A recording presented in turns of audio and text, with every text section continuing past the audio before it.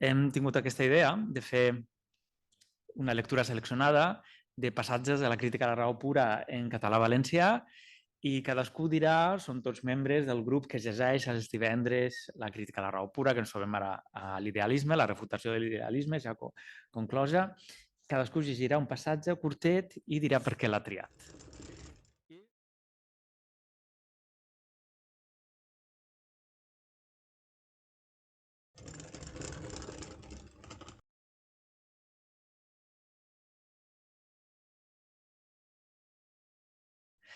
I comencem per ordre d'aparició al llibre.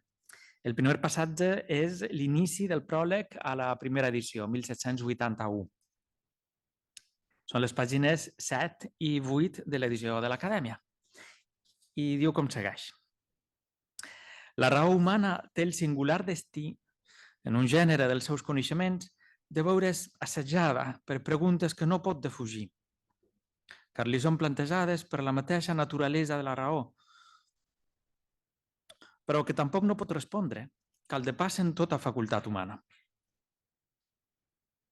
No és pas per culpa seva que es troba en aquest destret. La raó comença amb principis l'ús dels quals és inevitable en el curs de l'experiència i alhora resulta suficientment verificat per a aquesta experiència. Amb aquests principis s'enlaira com més va més endalt, tal com comporta la seva pròpia naturalesa, fins a les condicions més remotes.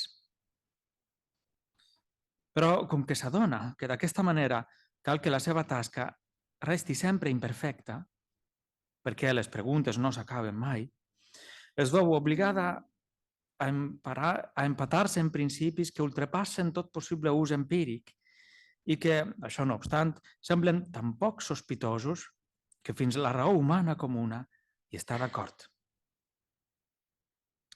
Amb això, però, la raó es precipita en l'obscuritat i en contradiccions, a partir de les quals pot ben bé llucar que cal que en algun racó s'amaguin errors de base que, emperò, no pot arribar a descobrir, perquè els principis de què se serveix en anar més enllà del límit de tota experiència ja no reconeixen cap pedra de toc de l'experiència. El camp de batalla d'aquestes infinites desavinences s'anomena metafísica. Doncs fins així la lectura del passatge que inaugura la primera edició de la primera edició de la crítica a la raó pura. I a mi aquest passatge em sembla emocionant per tres motius. El primer té a veure amb la pròpia materialitat de la traducció. És una traducció al valencià-català. És una que inclou també mots que són molt valencians. Aquest ultrapassar, aquest llucar. Hi havia un altre també, molt bonic, que quan diu si es veu obligada a emparar-se, que ho llegeixo malament. En principi és que ultrapassen tot possible ús empíric. És una experiència de lectura que només el valencià-català pot donar. I això ja així s'està veient. Això és molt bonic. I penso que ho hem d'agrair moltíssim al Miquel Montserrat, que després ens dirà, Salvi, com es troba d'estat de salut. I també, en aquest sentit, en el mateix sentit, hi ha així un meló que s'obri, que és el meló del camp Platz. Això, el camp Platz de la metafísica, aquest camp de batalla, i s'inicia també així un camp semàntic a la crítica a la raó pura, que és el del conflicte. De fet, aquesta idea del camp de batalla de la metafísica reapareix al segon pròleg, però reapareix reelaborada i reapareix sobre el rerefons del camí segur de la ciència, mentre la lògica, la matemàtica, la geometria i en part també la física han enlairat el camí segur de la ciència, la metafísica no ho ha pogut fer. Ha esdevingut escenari de conflictes inacabables. Bé, això és el lloc del segon pròleg on reapareix aquesta qüestió, del camp de batalla. I això em du al tercer nivell, que és el que que és el que m'ha fet triar aquest passatge. I és el mode en què tot això revela el tarannà filosòfic d'en Kant. Jo estic convençut, que cada vegada ho estic més, que Kant és un pensador que té al centre, a la columna vertebral, a l'ADN del seu pensament, la cerca de l'enteniment, en totes les dimensions possibles. I en això m'agrada emprar la imatge de la matrioishka, no? Aquestes nines russes, que tenen tot dins. Aleshores, hi ha una matrioishka, la primera, aquesta nina, la primera, la més evident, la que està més a la vista, i eixa és, ara, aquests dies, la matrioishka, el nivell de la filosofia política i la idea kantiana de la pau perpètua i la cerca kantiana de les condicions que permetin assolir la pau perpètua, que al llibre estan reflectits articles preliminars i articles definitius. Això és allò més evident i no és d'estranyar, doncs, que a la premsa aquests dies sigui la cosa que més ha cridat l'atenció. Allò que Kant ha per a dir-nos des del punt de vista de la pau i de la creació de les condicions que puguin permetre assolir-la i de manera duradora.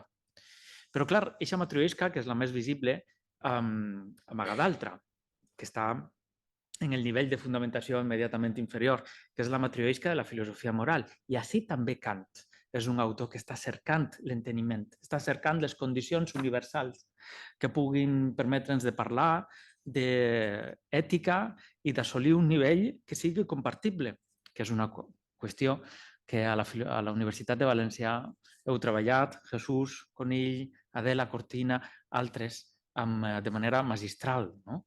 Que n'heu fet fins i tot part del cor de l'Escola de València, la filosofia cosmopolita. Però és que encara, i a un altre nivell, hi ha aquest mateix desig d'enteniment i de cerca de condicions universals a les modulacions del juí reflexionant, el juí teleològic i el juí estètic, i una reformulació kantiana genial d'allò que vulgui dir la recerca científica i les condicions que la permeten i la contemplació estètica. I doncs, la potencial universalitat de la comunicació del juí estètic.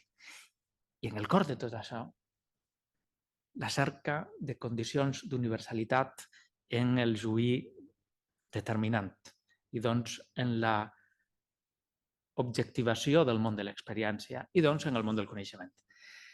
I aleshores tot això recorrent l'obra kantiana i negatiu de tot això aquesta imatge tan potent del conflicte i de la guerra. Sí, l'obra kantiana té en el seu cor la creació de les condicions que permetin de defugir aquesta guerra.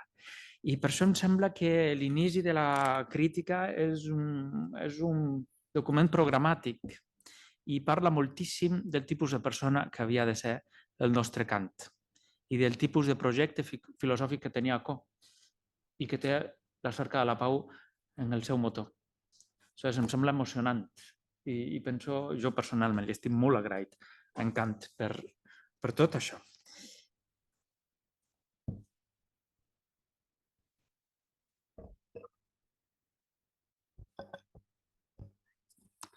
Moltíssimes gràcies per tot el que està passant ara.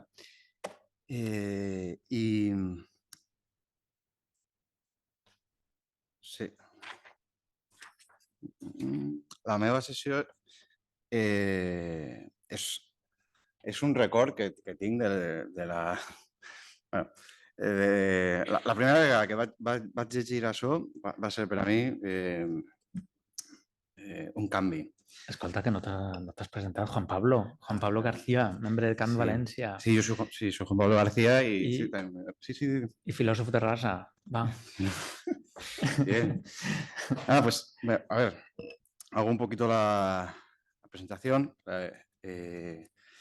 Yo elegí recuerdo perfectamente cuando leí este pasaje.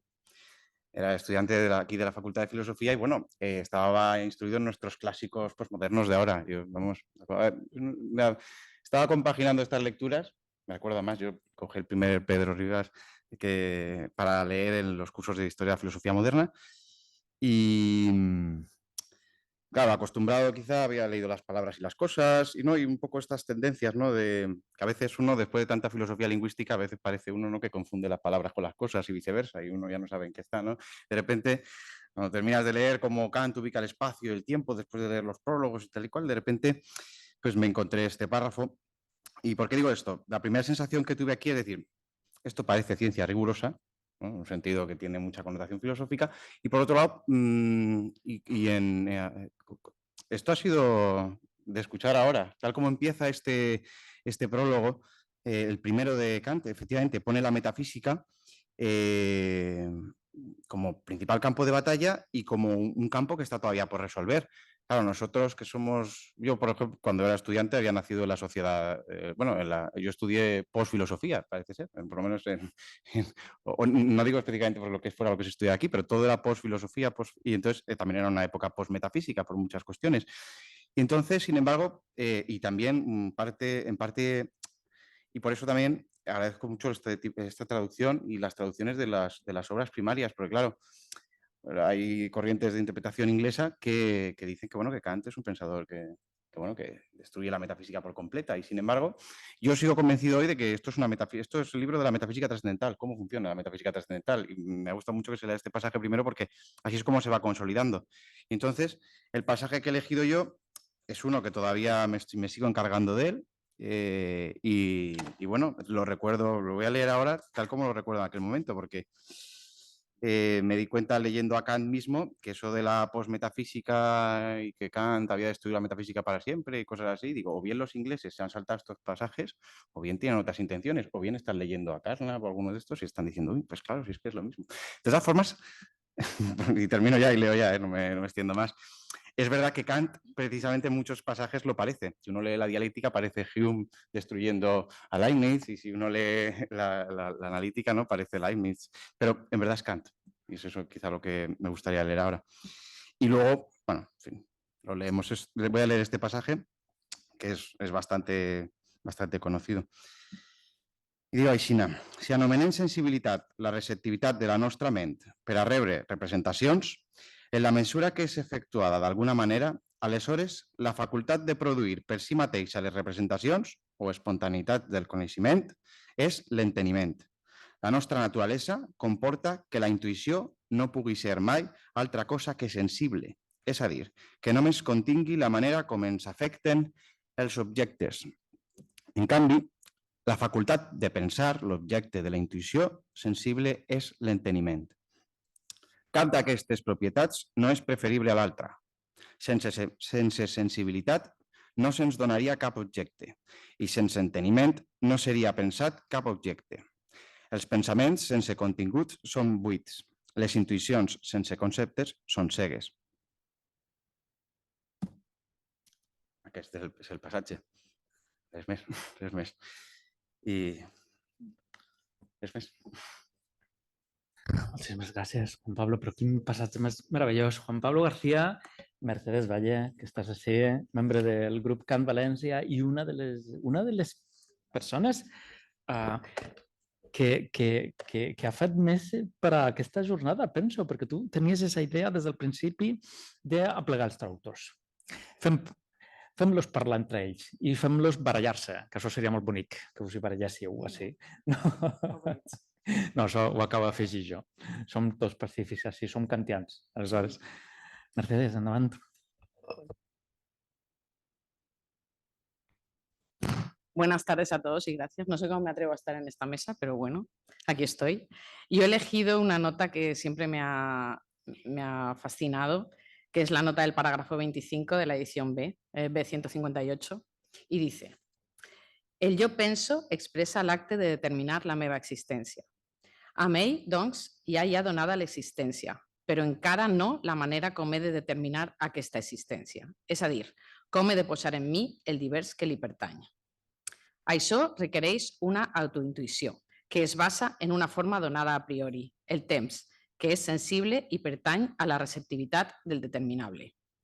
Ara bé, si no tinc encara una altra autointuïció que, abans de l'acte de determinar, em forneixi el determinant en mi de l'espontaneïtat del qual tinc només consciència, tal com el temps forneix el determinable, Aleshores, no puc determinar la meva existència com la d'un ésser autoactiu. Em represento només l'espontaneïtat del meu pensar, és a dir, del determinar, i la meva existència resta sempre només sensiblement determinable, és a dir, tal com l'existència d'un fenomen. Tanmateix, és aquesta espontaneïtat la que fa que jo m'anomeni una intel·ligència. ¿Por qué he elegido esta nota?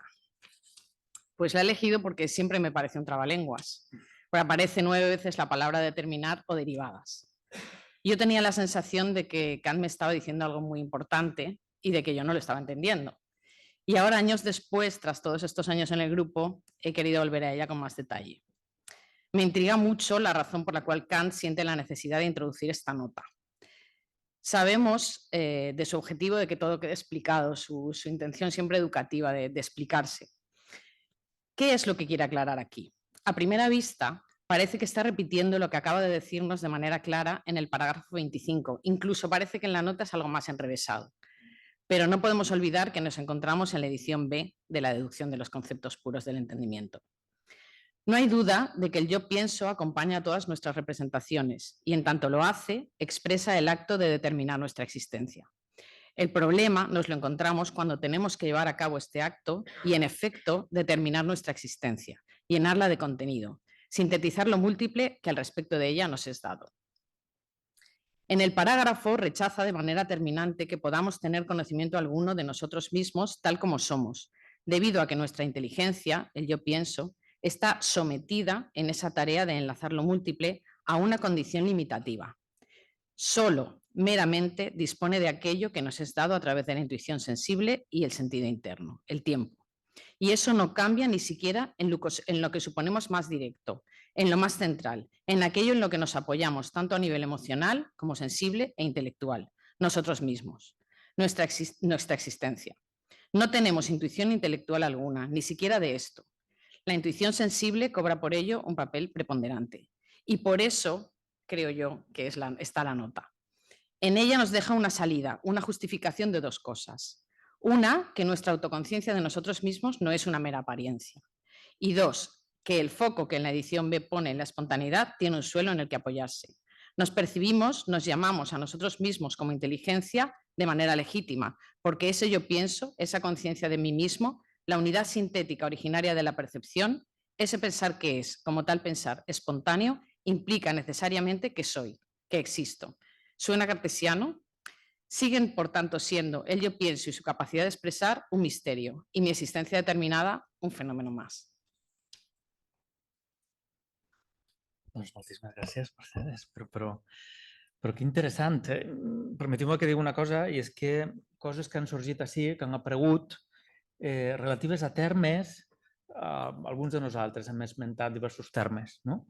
Que a més tenen una traducció pot ser difícil o pot ser ambigua o pot ser diverses possibilitats de traducció d'una banda i després temes importants, acabes d'esmentar un, el de l'autoconeixement, tot això té el seu reflex demà, a la jornada de demà, a la vesprada, que tindrem una primera sessió al voltant de termes particularment espinosos per a la traducció i una segona al voltant de temes que requereixen ja un esguard filosòfic acurat, no? I com que tenim així els traductors, els tenim el Salvi, demà tindrem el Rogelio per la part de García Morente i tindrem també l'Espósito, el Constantino Espósito i tindrem també el Mario Caimi, que el tenim ja, perquè està allà a Buenos Aires, està escoltant tota l'estona. Aleshores, és una cosa molt i molt bonica per a fer aquesta sessió al voltant de termes i al voltant de temes. Penso que serà molt enriquidora i molt engrescadora.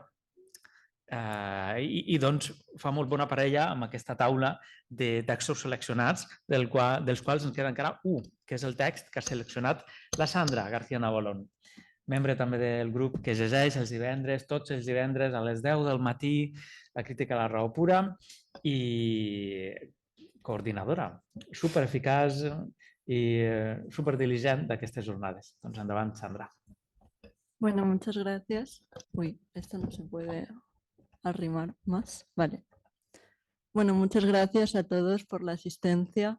Es un placer que se estén llevando a cabo estas jornadas.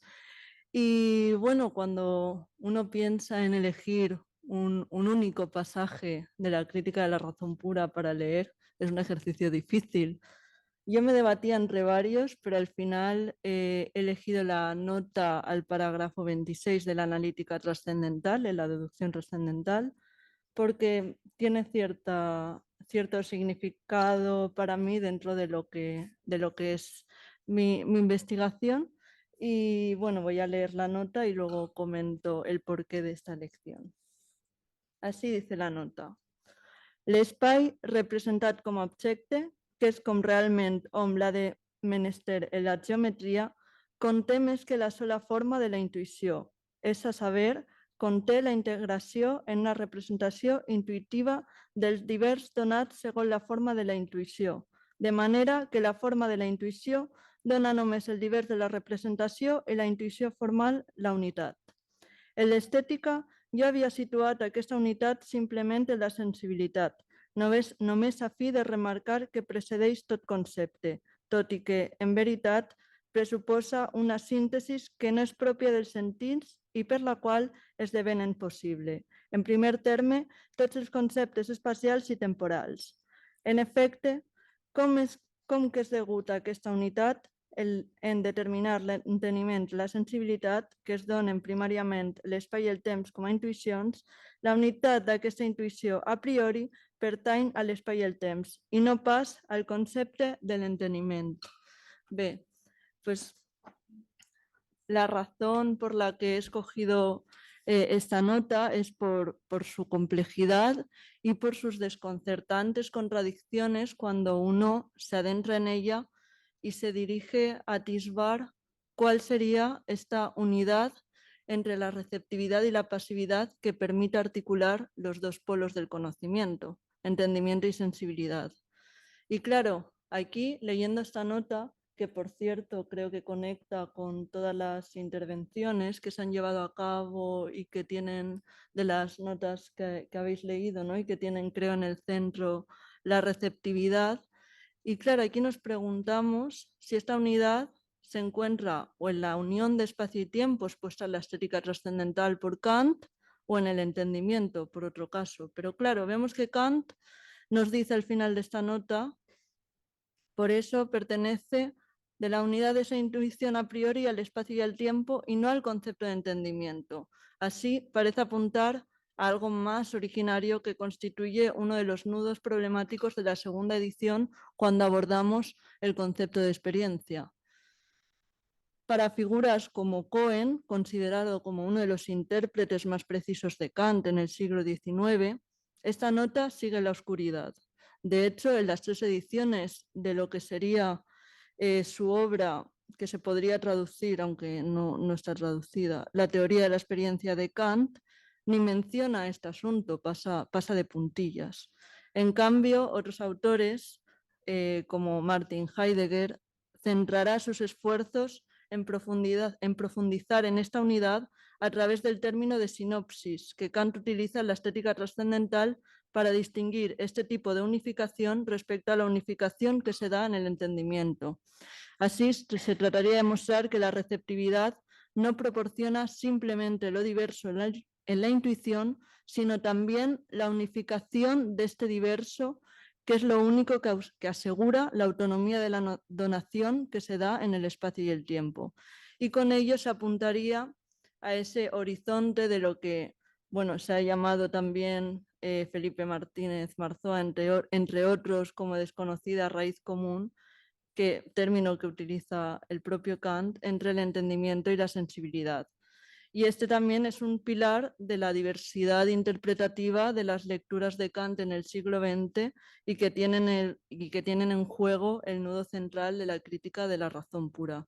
Y por ello, en última instancia, he escogido esta nota también porque creo que permite articular el concepto de experiencia kantiano desde otras bases que permiten ampliarlo a otros lenguajes que no sean meramente epistemológicos, sino a otros lenguajes como puedan ser, por ejemplo, el lenguaje artístico.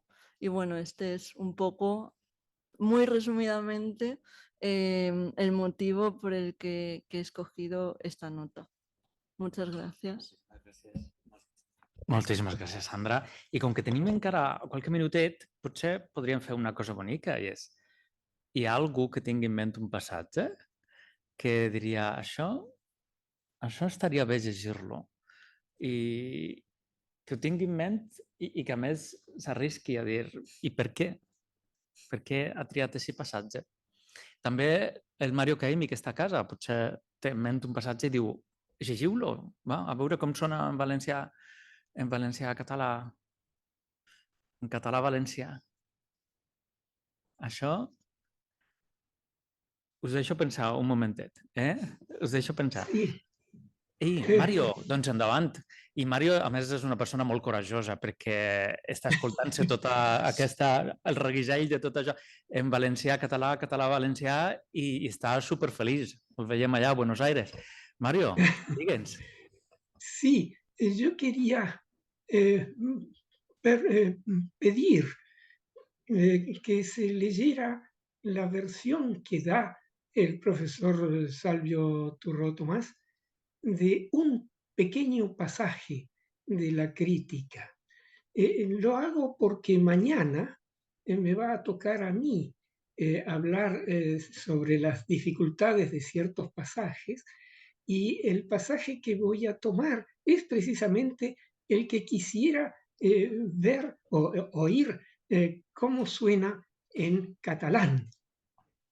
Yo no sé si es un abuso de este pedido porque ya supongo que estaréis cerrando la sesión, pero no quería dejar pasar esta oportunidad de conocer la solución que ha dado el profesor Salvi Turró a esta dificultad que yo encontré y que resolví a mi manera.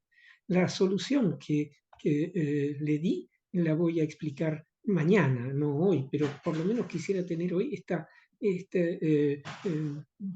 percepción inmediata y breve de esta dificultad resuelta en la traducción esta que estamos hoy examinando. ¿Puedo hacerlo esto? ¿Puedo Adelante, decir? además así nos dejas con la miel en los labios para mañana. A ver, dinos qué página sería. No tengo la versión catalana aquí. La página de la pero academia. la página puede ser la página de la original B, es B137. Vamos allá. B137. Sí, parágrafo Pues estoy 17. casi. 137. Parágrafo 17 hacia la mitad. ¿Y dónde empezaríamos? Sí, B137, Sí. párrafo tercero. O sea, parágrafo 17 comienza con un párrafo al que le sigue un segundo párrafo que dice el entendimiento es Sí. para hablar en general. Y Sí. luego el párrafo inmediatamente siguiente. Entero. ¿Sí? No, las primeras 6 líneas. Las primeras 6 líneas, que sería justo hasta donde empieza B138. Claro, sí. Y que acaba con conocimiento posible. ¿Es eso? Sí, eso es. Bueno, pues aquí está. Incluso no todo ese parágrafo, sino la última frase no vale la pena, pero las primeras 4 líneas sí. Las primeras 4, que en realidad es una frase sola. Sí. Bueno. Pero qué bonito es esto. Y qué emocionante. Vamos a ver. Este és el texto. Sí. Per consegüent, el primer coneixement pur de l'enteniment... Ya. No, pero vamos a leerlo entero, que si no nos deja aquí. Per consegüent, el primer coneixement pur de l'enteniment, en el qual es fonamenta qualsevol altre ús seu i que és també alhora completament independent de totes les condicions de la intuïció sensible, és el principi de la unitat sintètica originària de la percepció. Gracias, es eso. A ver, Mario, veo que vamos a ¿qué tener pasa una terrible discusión mañana cuando yo presente mi solución. Y les cuento en 2 palabras por qué. El profesor Salvio Turró Tomás tradujo ahí también, si entendí bien, el primer conocimiento puro del entendimiento, ¿no es así? Sí, el primer coneixement pur de l'enteniment, és la traducció de Miquel Montserrat. Claro, y entonces, ¿cómo puede explicar el hecho de que si es un conocimiento, al mismo tiempo sea totalmente independiente de todas las condiciones de la intuición sensible? Que es como sigue el párrafo. Ya nos había dicho Kant varias veces y nos va a repetir otras tantas veces que no puede haber un conocimiento independiente de las condiciones de la intuición sensible. Y entonces aquí está o contradiciendo a toda su doctrina o hay algo raro, hay algo misterioso en la redacción de este párrafo. Para dejarlos a todos ustedes con la intriga, voy a mostrar la vez que viene, cuando haya terminado, hacia el final de mi exposición, voy a mostrar la solución que di a este misterio, a esta cosa realmente incomprensible. Porque aquí hay evidentemente algo incomprensible. ¿Cómo puede haber conocimiento independiente de todas las condiciones de la intuición sensible? Quería ver cómo lo resolvía el profesor Turró Tomás y mañana hablaré de esto, si les parece. Y para redoblar la apuesta, vamos al original alemán que dice das erste reine Verstandeserkenntnis also und so weiter. Sí. Es decir, das erste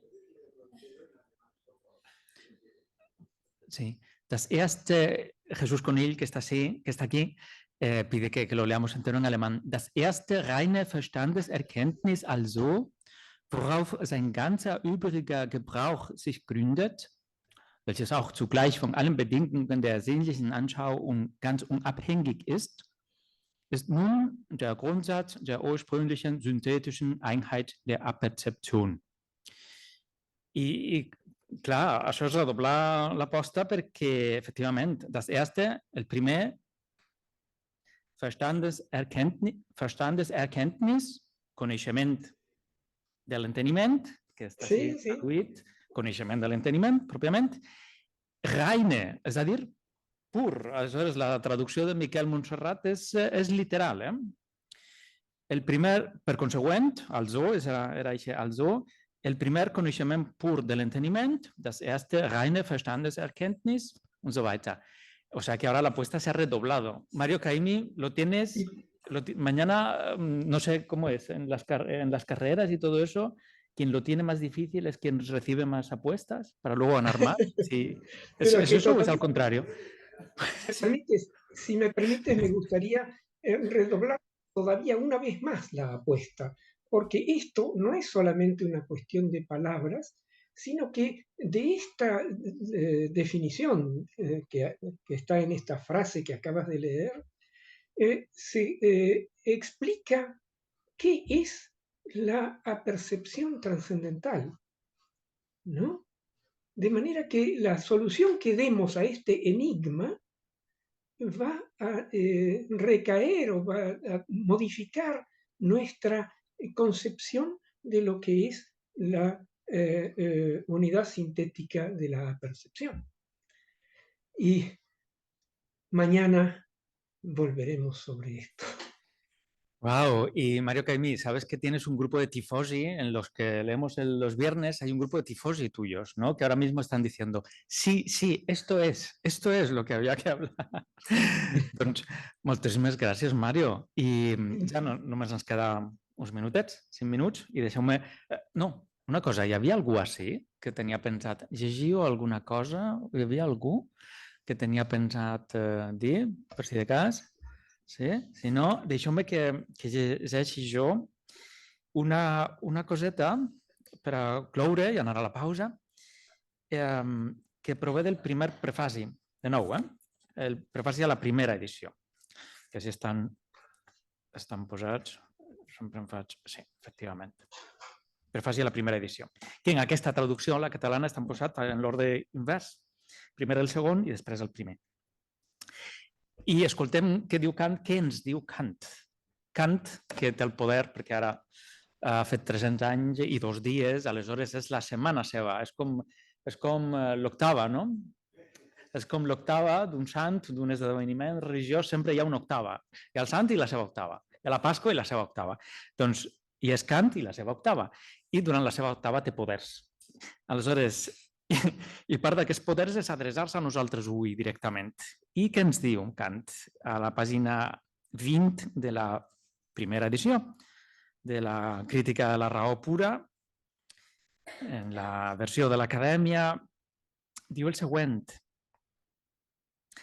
Diria que per al lector pot representar no poc al·licient sumar el seu esforç al de l'autor. Quan aquest té en perspectiva de realitzar, seguint l'esbós presentat, una obra gran i important de manera completa i perdurable. Ara bé, la metafísica és, segons els conceptes que n'aportarem aquí, l'única de totes les ciències capaç de prometre un tal acompliment. I això en un temps breu i amb sols un petit esforç, però mancomunat. De manera que a la posteritat no li resti res més per fer fora d'aconduir-ho tot d'una manera didàctica, segons les seves intencions, sense poder augmentar-ne gens ni mica el contingut. Car la metafísica no és sinó l'inventari de totes les nostres possessions mitjançant la raó pura, sistemàticament ordenades. No se'ns pot escapar res aquí, perquè allò que la raó genera totalment a partir de si mateixa no pot ocultar-se. Ans, la raó mateixa ho du a la llum. Tan bon punt n'hem descobert tot just el principi comú. La perfecta unitat d'aquest tipus de coneixements, a partir d'autèntics conceptes purs, sense que res de l'experiència, ni tan sols cap intuïció particular que hagi de menar a una determinada experiència, pugui tenir incidència en el seu eixamplament o increment, fa que aquesta completesa incondicionada sigui no solament factible, ans també necessària. Fins així el Kant. I no podia ser més bonic que parli de l'esforç mancomunat, que és justament el que estem fent. Aleshores, que content estaria, o fins i tot agosarem-ho a dir, que content que està el Kant, mirant-se aquesta trobada avui i gaudint amb nosaltres com nosaltres mateixos gaudim. I com jo estic gaudint de la vostra companyia. Moltíssimes gràcies a totes per les lectures. Allà, Alejandro, Maria, a vosaltres que heu vingut. Mario, que estàs allà a Buenos Aires, moltíssimes gràcies. Quin plaer i quin goig és d'estar junts. Bé, perfecte. Estem en els temps. Ara fem la pausa i tornem a les 18:30, a les 6:30, tornem per a ponència sobre la traducció de la crítica a la raó pura al català valencià, carrer de Salvi Torró. Ens veiem, doncs, en una estoneta. Fins ara.